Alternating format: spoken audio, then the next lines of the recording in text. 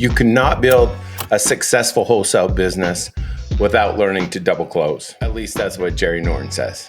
So let's talk about what is a double close and why in the world does Jerry say this? Let's get something out of the way first. Selling or wholesaling by assignment is by far the optimal way to wholesale. Wholesaling via assignment is the cheapest, easy, quickest way to wholesale a deal. So let's not confuse, is double close a better way than assigning a contract in this conversation? Let's put that aside and all recognize that is the ideal way. So then why would we ever double close if that's the ideal way? We'll talk about 2 or 3 reasons later on about why we would do this. But before we talk about the why, let's talk about the what. What is a double close? In a typical assignment contract, we have a seller, let's call him A, the wholesaler, B, and an end buyer, C. The wholesaler gets the seller under contract in an A to B contract or a front end contract. And that purchase and sell agreement is what starts the whole thing. The wholesaler then goes out and finds an end buyer, C, and between B and C is an assignment contract. And when this closes in the end, essentially C is showing up to title and putting money up. A is receiving that money as the seller, and B, the wholesaler, receives the assignment fee, the extra amount in the middle. So everybody's familiar with assignment, a seller, a wholesaler, and an end buyer, and the wholesaler assigning that original contract. Well, in a double close, what we're doing is we're essentially doing a back-to-back close without assigning the contract. The front end is the exact same. The seller and the wholesaler enter into a purchase and sell agreement for the property. But instead then of going and finding an end buyer to put under an assignment to make an assignment contract, the wholesaler finds an end buyer and agrees via a purchase and sell agreement, a full purchase and sell agreement. And therefore, when they get to title, what happens is the seller and the wholesaler in the front end transaction, often called the A to B transaction, purchase that property. The wholesaler purchases that property. They finish the transaction. It's funded and it's recorded. And then the wholesaler walks across the hall into the room with the end buyer and is now selling that property. And they transact the second or the back end or the B2C transaction and sells that property to the end buyer. The difference in those 2 transactions is the wholesaler's profit. Very similar to what the assignment fee would be. Now, why would we do this? So it's simple, it's clean, it's not a complex transaction, but why would we do this? Right? And there's a couple downsides we'll talk about later on why the assignment method is actually more optimal to the double close method. But why would we do it then? And there's a few reasons. One of these reasons is because the contract, the A to B contract, the contract with the seller that the seller agrees to has a no assignment clause in it. Right? Now, if you can only assign and you have no other tools in your toolbox, that no assignment clause means you're out. You're not doing the deal. But if you can double close, this is still a deal you make money off of. So why would there be a no assignment clause? Sometimes if it's bank owned, there'll be a no assignment clause. There might be times that it's sold at auction that it might have a no assignment clause to it. What are some other things? We might have probate. Sometimes we'll have a no assignment clause. And even just on market, you might get real estate agents that are helping that seller and they have something with wholesalers. They want a no assignment clause in there because they don't want their contract assigned, right? If you haven't run into this, you will run into this if you continue to wholesale and scale and grow your business. It's just the marketplace, right? Well, the second reason you might run into even more, especially if you're a national wholesaler that's virtually wholesaling across the country, and you've probably run into this already, and you might exclude certain states. Just yesterday, I was talking to a guy that excludes a handful of states from his nationwide wholesaling business, and he excludes them for this reason. And the reason is because state laws are now preventing the wholesaling, the assignment contract from happening. Well, since he couldn't assign in those states, he just excluded them. He didn't want to take leads. He doesn't want to pay for things. He doesn't want to waste money on states where he's not going to be able to make money off of the deals. And so we talked about, hey, let's just do all those states. Every time you get those deals, instead of assignments, let's double close those. And we'll show up and we'll take care of the money for you. So go make your money in those states. So the second one is state regulations, and those are spreading.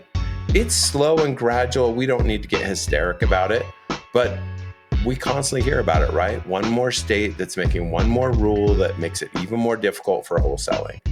More recent one might have been Tennessee, not quite the same level, but I've heard, I live in Utah and I've had conversations with attorneys here about the discussions that are happening there within the state legislature about some kind of wholesaling rules. So this will continue to slowly expand, and eventually it'll be much more difficult than it is now in most states.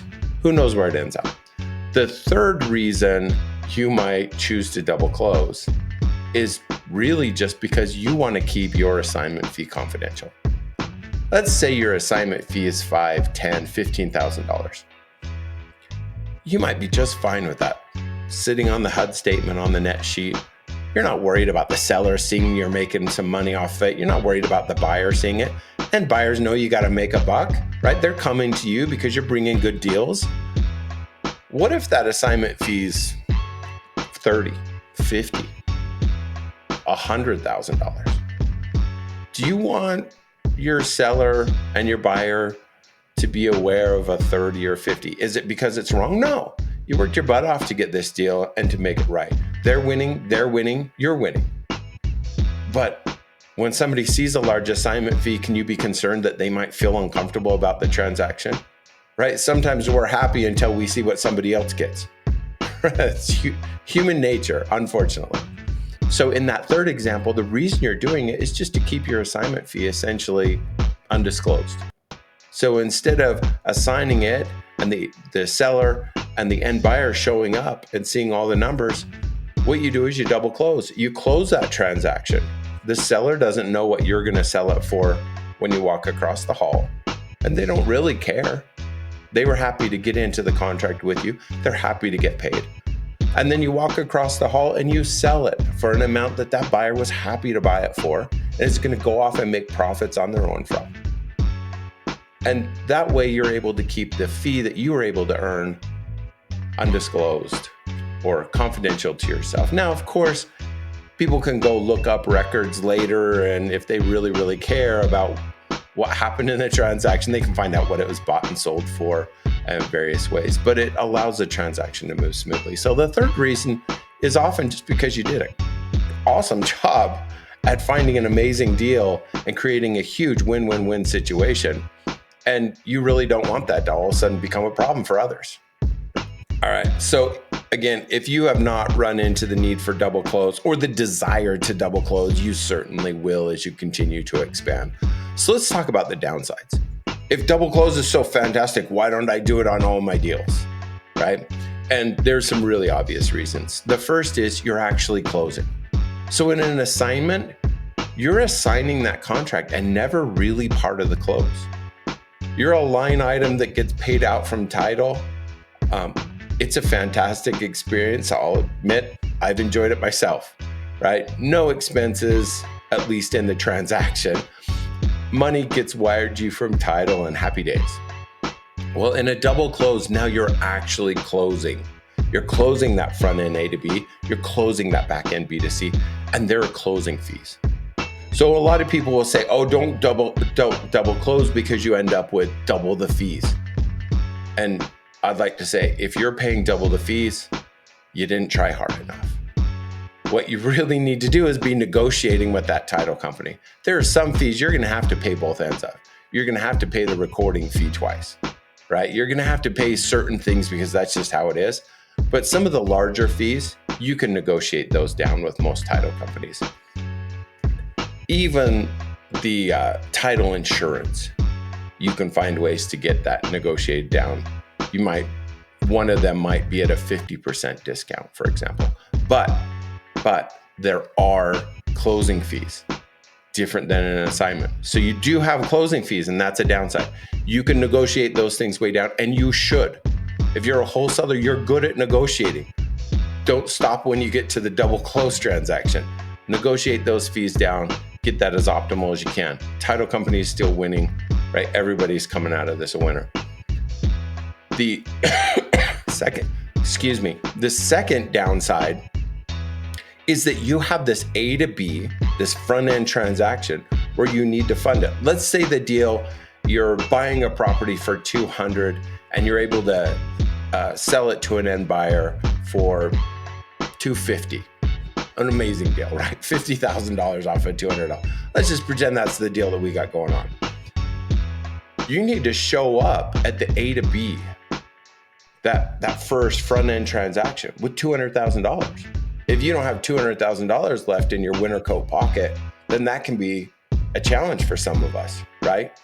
And so the second downside of a double close is you need the money for the front end. Of course, you don't need money for the back end. You're selling the house. That's when the guy shows up with $250, right? And you pay off that $200 and you go home. So the way you deal with the front end is you reach out to somebody that does that kind of double close funding. You find a private lending partner that work in days, right? Their timelines are days and weeks, not months. You're not dealing with bank speed and bank underwriting, right? These are very simple, very quick. There are very few real hurdles and limitations on them from these private funders. I'm a private funder. We do this all the time for wholesalers. We also fund flippers and the different needs they have, but we do this all the time and it's very simple. There's a few things you need to make sure are lined up and that's it. But that's a way where you go into these deals and you resolve that funding need, right? You call them up, you have them fund it, you go sell it, you pay them back, and all that middle money, most of that $50,000, you go home with. It's not an assignment fee this time, it's just profit off your second sale, but it's the same thing, and you're able to complete a transaction that maybe otherwise you might not have been able to complete without the ability to double close. If you're interested in learning more or receiving our one-pager on what is a double close and why do you do it, I'll send you a simple one-pager you can refer to. Just type fund in the comments below. FUND, fund in the comments below. All right, talk to you next time.